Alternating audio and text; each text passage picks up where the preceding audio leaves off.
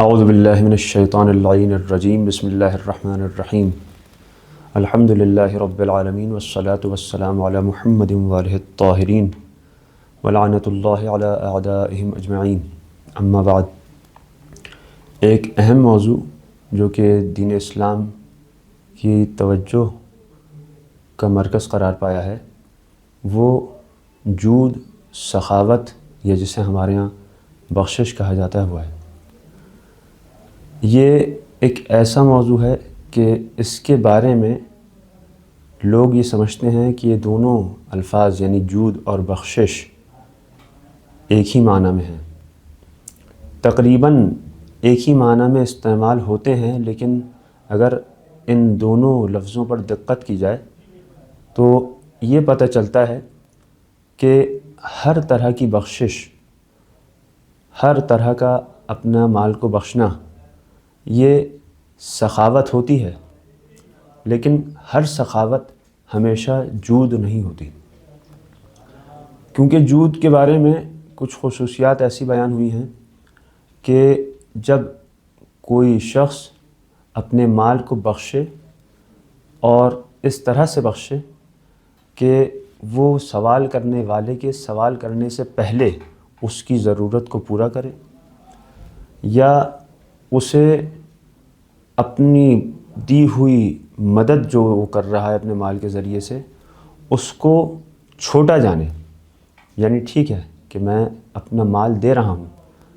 سامنے والے کے سوال کرنے سے پہلے دے رہا ہوں، لیکن اس کی کوئی حیثیت اور اہمیت نہیں ہے، یعنی کوئی بہت بڑا کام نہیں کر رہا۔ خود انسان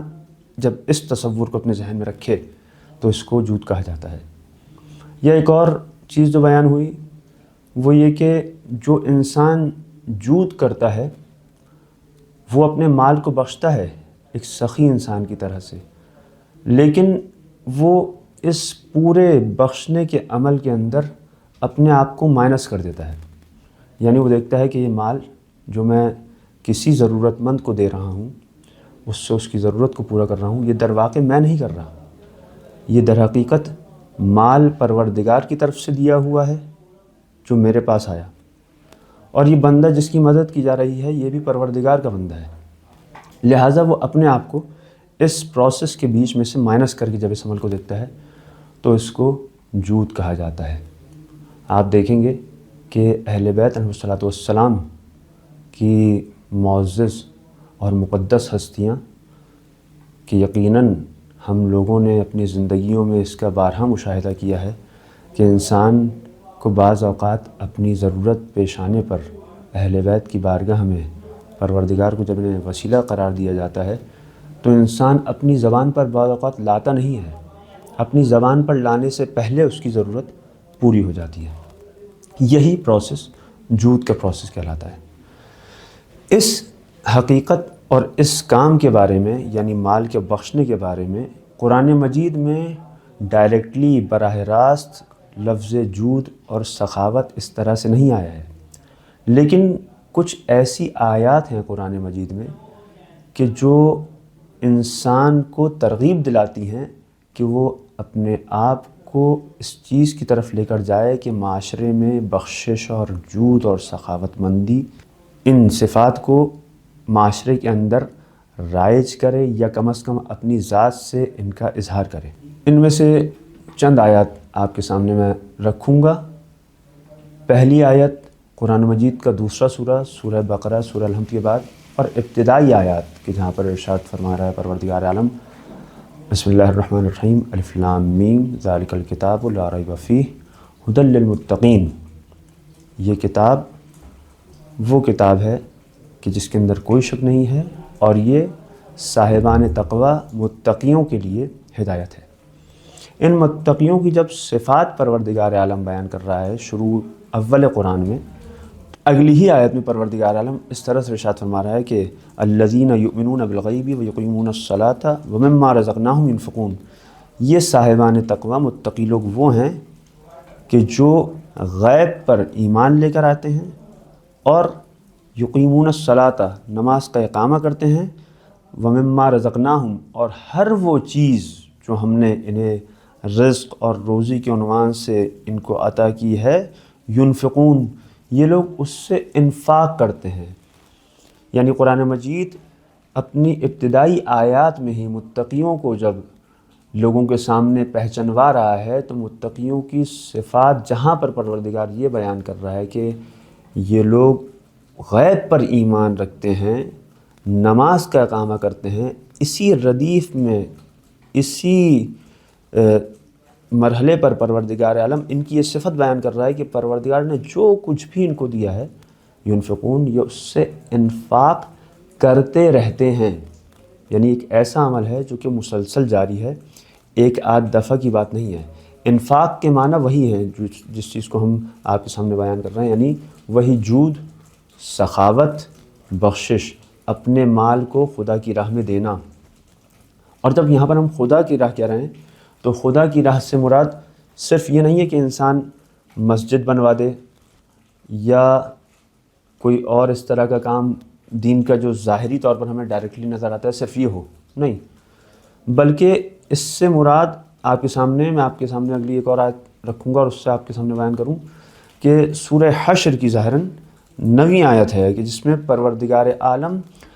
مہاجرین اور انصار کے قصے کو بیان کر رہا ہے۔ اس میں ایک گروہ مہاجرین کا ہے جو کہ پیغمبر کے ساتھ مکے سے مدینے کی طرف ہجرت کر کے گئے ہیں، اور دوسرا گروہ مدینے کے مقامی افراد کا ہے جو کہ انصار کے نام سے معروف ہو رہے ہیں۔ تاریخ میں ان کو انصار کے نام سے پہچانا جا رہا ہے۔ انصار کے گروہ کی پروردگار عالم تعریف کر رہا ہے، کیونکہ انہوں نے اپنے پاس آنے والے مہاجرین کی اس طرح سے آؤ بھگت کی، اس طرح سے ان کا استقبال کیا، اس طرح سے ان کی مہمان نوازی کی، اس طرح سے ان کی مدد کی، اس طرح سے اپنے مال کو ان کے لیے خرچ کیا کہ پروردگار عالم نے ان کے اس فعل کو قرآن مجید کی آیات کی زینت قرار دیا۔ پروردگار عالم سورہ حشر کی 9ویں آیت میں ارشاد فرماتا ہے ان انصار کے بارے میں، یحبون من ہاجر الیہم، یہ انصار محبت کرتے ہیں ان لوگوں سے کہ جو ان کی طرف ہجرت کر کے آئے ہیں، ولا یجدون فی صدورہم حاجۃ مما اوتوا، اور یہ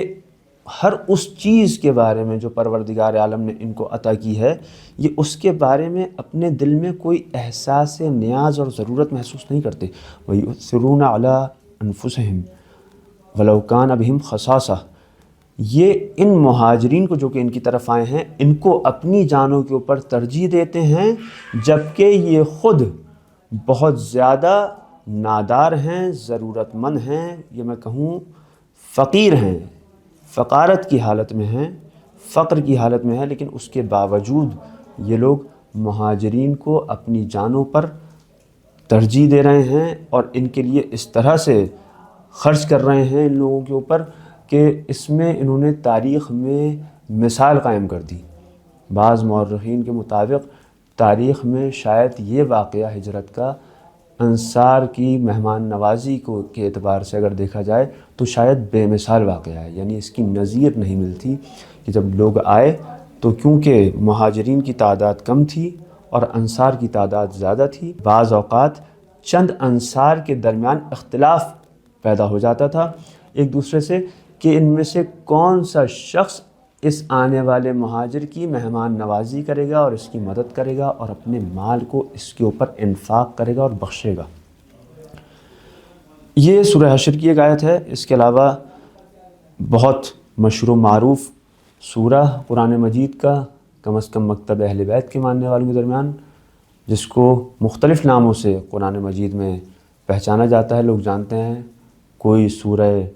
انسان کہتا ہے اس کو، کوئی سورہ دہر کہتا ہے اس کو، اور کوئی سورہ حلطہ کہتا ہے۔ سورہ دہر یا سورہ حلطہ یا سورہ انسان کے اندر پروردگار عالم نے پنجتن پاک اہل بیت رسول صلی اللہ علیہ وآلہ وسلم کی جو صفات بیان کی ہیں، ان کی ایک صفت یہاں پر ایک واقعے کی وجہ سے پروردگار عالم یہ بیان کر رہا ہے، جو کہ گرچہ ان کی ذات کے اندر راسخ ہیں، لیکن اس کا ظہور جو اس دنیا میں ہوا وہ لوگوں کی مدد کے ذریعے سے ہوا، اور وہ ایک واقعاً اپنی ذات میں منفرد واقعہ ہے کہ پروردگار عالم نے ارشاد فرمایا سورہ دہر کی 8ویں اور 9ویں آیت میں، بسم اللہ الرحمن الرحیم، وَيُطْعِمُونَ الطَّعَامَ عَلَىٰ حُبِّهِ مِسْكِينًا وَيَتِيمًا وَأَسِيرًا وَإِنَّمَا نُطْعِمُكُمْ لِوَجْهِ اللَّهِ لَا نُرِيدُ مِنْكُمْ جَزَاءً وَلَا شُكُورًا۔ یہ افراد وہ ہیں کہ جو اس کے باوجود کہ انہیں اس کھانے کی ضرورت تھی، آپ تمام لوگ جانتے ہیں اس واقعے کے اندر، روزہ رکھا ہوا ہے، افطار کا وقت ہے، گھر میں بچے موجود ہیں، جناب سیدہ نے افطار کا انتظام کیا ہے، عین افطاری کے وقت یا اس سے کچھ دیر قبل کچھ سائل 3 دنوں میں مختلف طریقوں سے آتے ہیں،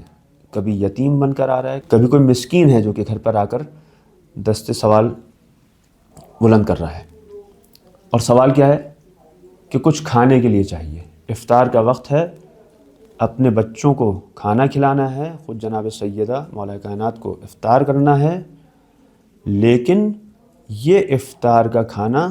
اس آنے والے سائل کو دے دیا جاتا ہے، گرچہ کہ انسان کی صورت میں آیا، چاہے کوئی فرشتہ ہو، لیکن بہرحال یہ انسان کی صورت میں آنے والا مسکین، اسیر، یتیم، مختلف دنوں میں تینوں دن مسلسل یہ کام ہو رہا ہے، اور جب یہ کام کیا جا رہا ہے تو اس کے بعد آنے والے کے اوپر کوئی منت گزاری نہیں ہے کہ اس کے اوپر کوئی احسان کو جتلایا جائے یا اپنے کام کو بہت بڑا سمجھا جائے یا اس سے کسی شکریہ کی توقع کی جائے کہ ہمارا شکریہ ادا کرے، یا اس سے کسی طرح کی جزا کی امید رکھی جائے۔ نہیں، اگلی آیت ارشاد فرماتی ہے یہ لوگ جب اس طرح کا کام کرتے ہیں، ان بھوکوں کو کھلاتے ہیں، تو کیا کہتے ہیں؟ انما نطعمکم لوجہ اللہ،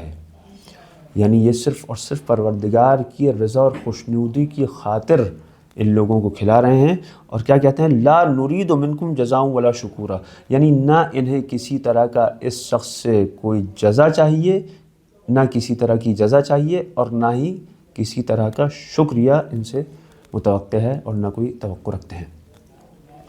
یعنی وہی چیز، کیونکہ جود کی منزلت ہے، لہٰذا جو کام کیا جا رہا ہے اس کو بہت زیادہ اپنے لیے بڑا نہیں سمجھا جا رہا، اور اس طرح سے معاشرے کے اندر اگر ہم دیکھیں تو ایک ایسا پہلو ہے یہ جود اور سخاوت کا کہ جو اہل بیت علیہ الصلوۃ والسلام کی حیات طیبہ میں ہمیں فراوانی کے ساتھ نظر آئے گا، مختلف صورتوں میں، جیسے کہ قرآن مجید نے ارشاد فرمایا اسی کے بارے میں کہ کس طرح سے انفاق کیا جائے، تو پروردگار عالم ارشاد فرماتا ہے کہ الذین ینفقون اموالہم باللیل والنہار سرا وعلانیہ فلہم اجرہم عند ربہم ولا خوف علیہم ولا ہم یحزنون، وہ لوگ جو کہ اپنے مال کو خرچ کرتے ہیں، انفاق کرتے ہیں، بخشتے ہیں، رات میں، رات کے اندھیرے میں اور دن کی روشنی میں، چھپا کر اور علنی طور پر، تو ان کے لیے پروردگار کے نزدیک اجر ہے، اور نہ ان پر خوف طاری ہوتا ہے اور نہ ہی وہ غمگین ہوتے ہیں۔ یعنی ہر طرح سے انسان کو انفاق کرنے کی ترغیب دلائی جا رہی ہے، اگر چھپا کر کرنا چاہے تو چھپا کر کرے، اگر علنی طور پر کرنا چاہے تو علنی طور پر کرے۔ یہاں پر ایک سوال یہ پیدا ہوتا ہے کہ کہاں پر انسان اپنے اس نیک عمل کو چھپا کر انجام دے اور کہاں پر علنی طور پر انجام دے۔ تو ایک تفصیل جو اس بارے میں بیان کی گئی ہے وہ یہ کہ انسان کیونکہ مستحبات کو جب انجام دیتا ہے تو کوشش یہ کرے کہ ان کو لوگوں کے سامنے آشکار نہ کرے، لہٰذا پس جب بھی انسان ایک ایسا صدقہ دے رہا ہے، اس طرح سے اپنا مال خرچ کر رہا ہے جو کہ پروردگار کی طرف سے اس کے اوپر واجب نہیں ہے، اس کو وہ چھپا کر انجام دے، اور اس کے برعکس وہ مالی ذمہ داری جو کہ پروردگار کی طرف سے انسان کے اوپر ایک شرعی تکلیف کے عنوان سے آئی ہے، جیسے کہ زکوٰۃ ہے، جیسے کہ خمس ہے، اس کو انسان علنی طور پر دے۔ آپ کو اسی طرح کی ایک مثال آپ کو نظر آئے گی نماز کے معاملے کے اندر، کہ انسان کو ہر عبادت کے اندر ریا سے روکا گیا ہے۔ جب انسان علنی طور پر ایک عبادت کو انجام دے گا تو گویا وہ ریا کر رہا ہے، لیکن اس کو ریا کی نیت نہیں رکھنی ہے، اس کو نیت یہی رکھنی ہے کہ میں پروردگار کی خاطر انجام دے رہا ہوں، نہ اس خاطر کہ لوگ دیکھیں۔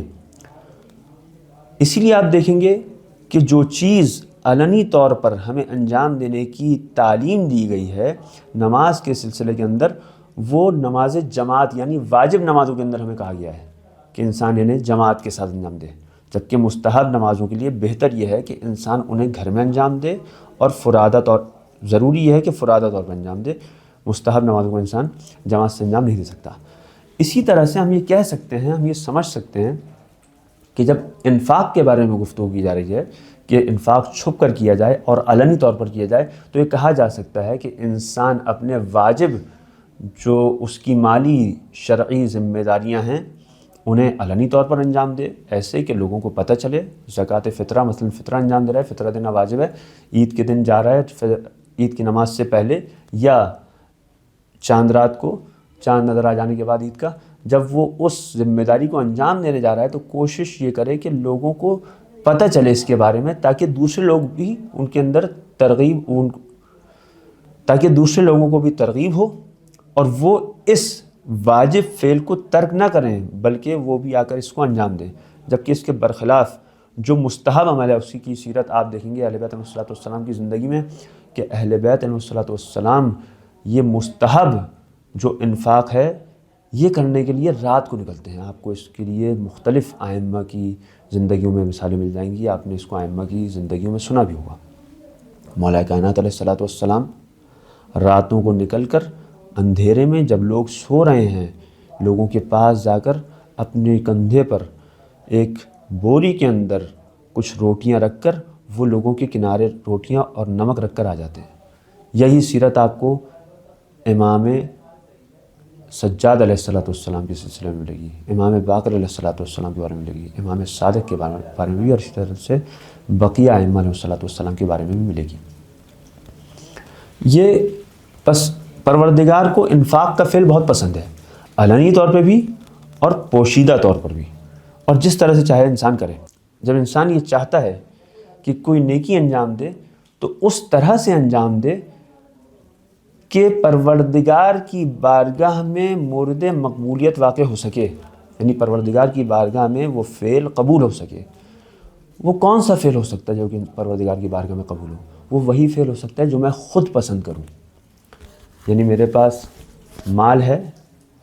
اور مختلف نوٹ ہیں میرے پاس، لیکن جب میں انفاق کرنے کے لیے جاتا ہوں تو میں دیکھتا ہوں کہ سب سے خراب والا نوٹ کون سا ہے، اور اس کو نکال کر میں کسی ضرورت مند کی ضرورت کو پورا کرتا ہوں۔ یہ میں نے ضرورت اس مال میں سے پوری نہیں کی ہے کہ جو مجھے خود پسند تھا، بلکہ میں نے اس مال میں سے خرچ کیا ہے جو مجھے پسند نہیں تھا۔ جب میں اس طرح کے مال میں سے خرچ کر رہا ہوں جو مجھے پسند نہیں تھا، تو کس طرح سے ممکن ہے کہ پروردگار کی بارگاہ میں اس اپنے فعل کو اس عنوان سے پیش کر سکوں کہ پروردگار تیرے قرب کی خاطر اس کام کو انجام دے رہا ہوں۔ لہٰذا پروردگار عالم نے چوتھے پارے کی پہلی آیت جو کہ سورہ آل عمران کی 52ویں نمبر کی آیت ہے، 92 نمبر کی آیت ہے، ارشاد فرماتا ہے کہ بسم اللہ الرحمن الرحیم لن تنالوا البر حتی تنفقوا مما تحبون، ہرگز نیکی تک نہیں پہنچو گے تم لوگ یہاں تک کہ ہر اس چیز میں سے انفاق کرو کہ جسے تم خود پسند کرتے ہو۔ بس جس مال میں سے انسان خرچ کرے وہ ایسا مال ہو کہ اسے وہ خود پسند کرتا ہو۔ دائرہ کار کیا ہے اس کا؟ یعنی کس طرح کے مال میں سے خرچ کیا جائے۔ میں پسند تو کرتا ہوں اپنے مال کو، یہ مال میں نے کس طریقے سے حاصل کیا ہے؟ کیا میں ہر طرح سے جو بھی مال مجھ تک پہنچتا ہے، میں گزر رہا تھا روڈ پر، ایک قیمتی شے مجھے پڑی ہوئی نظر آئی، میں نے اس کو اٹھایا اور سوچا کہ اس کو میں پروردگار کے راستے میں خرچ کر دوں، تو اس کو میں پروردگار کے راستے میں خرچ کر دیتا ہوں۔ آیا یہ چیز وہ انفاق شمار ہوگی کہ پروردگار سے اس کا قرب حاصل کیا جا سکے؟ یہاں پر پروردگار نے اور دین نے ہمیں کچھ قوانین بتا دیے ہیں۔ وہ یہ کہ انسان کوئی بھی نیک عمل کی بنیاد کسی برے حرام کام پر نہیں کر سکتا۔ یعنی میں جب مال کو بخشنے کے لیے جا رہا ہوں تو مال کو بخشتے ہوئے میں اس بات کا خیال رکھوں کہ یہ مال مجھ تک کس طرح سے پہنچا ہے، یہ مال میں نے کیسے حاصل کیا ہے۔ ایسا نہ ہو کہ یہ مال میں رشوت لے کر لوگوں سے دوسرے لوگوں کی مدد کر رہا ہوں، یہ مال میں کسی کا غصب کر کے دوسروں کی مدد کر رہا ہوں، یا جیسے میں نے آپ کے سامنے مثال میں کہا کوئی قیمتی چیز مجھے پڑی ہوئی نظر آ گئی، بجائے اس کے کہ میں جا کر پتہ کرتا کہ اس کا مالک کون ہے، میں نے اس کو اٹھا کر فوراً جا کر کسی ضرورت مند شخص کو دے دیا۔ پروردگار نے اس کے لیے بہت واضح قانون ہمیں دیا ہوا ہے کہ اس میں حلال اور حرام کا خیال رکھنا بہت ضروری ہے۔ ایک اور چیز جو کہ انفاق کے بارے میں مورد توجہ ہے وہ یہ کہ جو شروع میں بھی آپ کے سامنے ذکر ہوئی کہ انسان جب احسان کرے سامنے والے کے اوپر، انفاق کرے، بخشش کرے، مال کو خرچ کرے، تو اس کے اندر منت گزاری کا فیکٹر نہیں ہونا چاہیے، اس کو جتلائے نہیں انسان، کیونکہ ایسی نیکی جو کہ کرنے کے بعد سامنے والے کے اوپر جتلائی جائے وہ کئی گناہوں سے زیادہ بدتر شمار کی گئی ہے، لہذا انسان اپنی اس نیکی کو ضائع کر دیتا ہے۔ اگر ہم اس انفاق کے آثار کے بارے میں بات کریں تو اجتماعی آثار، معاشرتی آثار اس کے بہت ہیں، جس میں آپ دیکھیں گے کہ اگر یہ چیز اس عنوان سے معاشرے میں رائج ہو جائے کہ ہر صاحب ایمان، ہر مومن اس فضیلت کی طرف متوجہ رہے تو وہ اپنے آپ کو اس سے ہٹ کر کے انفرادی طور پر، اخلاقی طور پر بلندی پر لے کر جائے گا، کیونکہ روایت میں آیا پیغمبر اکرم صلی اللہ علیہ وآلہ وسلم سے کہ السخاء خلق اللہ الاعظم، یہ سخاوت، یہ جود اور بخشش پروردگار کی بہت عظیم صفتوں میں سے ایک صفت ہے۔ بس انسان اپنے آپ کو پروردگار کی صفات سے مزین کرتا ہے جب اس فعل کو اپناتا ہے۔ جب اس کو انسان اپناتا ہے اور معاشرے میں اگر یہ ایک ثقافت بن جائے، ایک ایسی چیز بن جائے جو کہ مومنین کے درمیان رائج ہو، تو آپ دیکھیں گے کہ معاشرے میں سے آہستہ آہستہ ضرورت مند افراد کی تعداد کم ہونا شروع ہوگی اور معاشرہ بہتری کی طرف جانا شروع ہوگا۔ بہت ساری چیزیں صحیح ہے کہ ہم پر شریعت نے واجب نہیں کی ہیں، لیکن شریعت نے ہمیں اس کی طرف ترغیب دلائی ہے تاکہ ہم اپنے معاشرے کو من حیث المجموع ایک قوم کی صورت میں، ایک امت کی صورت میں اس کو آگے لے کر بڑھیں، اور اس میں مومنین کا ایک دوسرے کے لیے خیال کرنا بہت ضروری ہے، کیونکہ یہی وہ چیز ہے جو کہ اس بات کے اظہار کا سبب بنتی ہے جو کہ پروردگار عالم نے قرآن مجید میں ارشاد فرمایا ہے کہ انما المؤمنون اخوہ، کہ یہ صاحبان ایمان تو آپس میں صرف اور صرف بھائی ہیں۔ بھائی جب ایک دوسرے کے ساتھ ہوتے ہیں، بھائی ایک دوسرے کے ساتھ جو تعلق رکھتے ہیں اس کے سبب وہ ایک دوسرے کا خیال کرنا چاہتے ہیں اور ایک دوسرے کی ضرورتوں کو پورا کرنا چاہتے ہیں، ایک دوسرے کی مشکل کو اپنی مشکل سمجھتے ہیں۔ لہٰذا اس صفت کو، اس اخلاقی فضیلت کو اگر معاشرے میں رائج کیا جائے تو اخوت اور بھائی چارگی، معاشرے کی مالی طور پر بہبود، اور اس کے علاوہ معاشرے میں سے ایسے افراد جو کہ ضرورت مند ہوں ان کی تعداد میں کمی، اور اس کے ساتھ ساتھ اس طرح کی چیزیں نظر آنا شروع ہوں گی کہ مومنین کے ایک دوسرے کے بارے میں جو بعض اوقات بدگمانیاں ایک دوسرے کے لیے پیدا ہونا شروع ہو جاتی ہیں وہ ختم ہونا شروع ہوں گی، جیسے کہ کئی روایات میں آیا، یعنی کیونکہ اس کے بارے میں پروردگار عالم نے اس صفت کے کئی فوائد جہاں پر بیان کیے ہیں روایات کے ذریعے سے یا ائمہ علیہ السلام نے بیان کیے ہیں، ان میں سے خود اس صفت کو ایک ایسی فضیلت بیان کیا گیا ہے کہ اس کے لیے حتیٰ اگر کوئی شخص صاحب ایمان نہ بھی ہو تو اس کے آثار اس کے اوپر نظر آنا شروع ہوتے ہیں۔ جیسے کہ مشہور شخص تاریخ کے اندر گزرا حاتم طائی، پیغمبر نے حاتم طائی کے بیٹے ادئی سے کہا کہ جو حاتم طائی مسلمان نہیں تھے لیکن ادئی سے پیغمبر نے فرمایا کہ تمہارے باپ کے اوپر سے پروردگار نے عذاب کو روک دیا ہے اس کی سخاوت کی وجہ سے، یعنی اس کے باوجود کہ انسان صاحب ایمان نہیں تھا لیکن اس میں یہ صفت راسخ ہو چکی تھی، لہٰذا اس کے لیے اخروی کامیابی کا سبب بن گیا۔ تو اب اگر کوئی صاحب ایمان اس طرح کا کام کرے گا تو اس کے لیے روایات میں بہت ساری نویدیں اور اس کے لیے خوشخبریاں موجود ہیں۔ جیسے کہ روایت میں ارشاد ہوا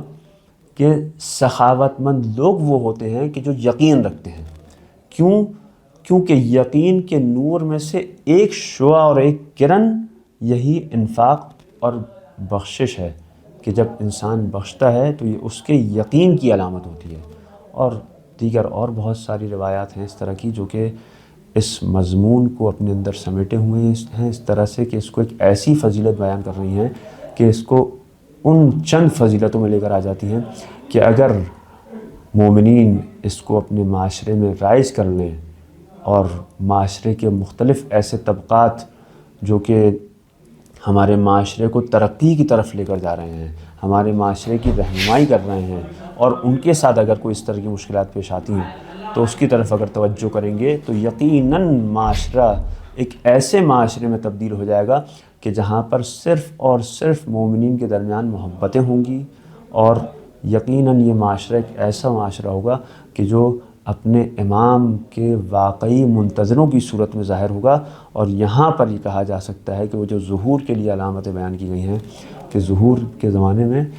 مومنین اس طرح سے ایک دوسرے سے محبت کریں گے، اس طرح سے ایک دوسرے پر اعتماد کریں گے کہ ایک مومن دوسرے مومن کی جیب میں سے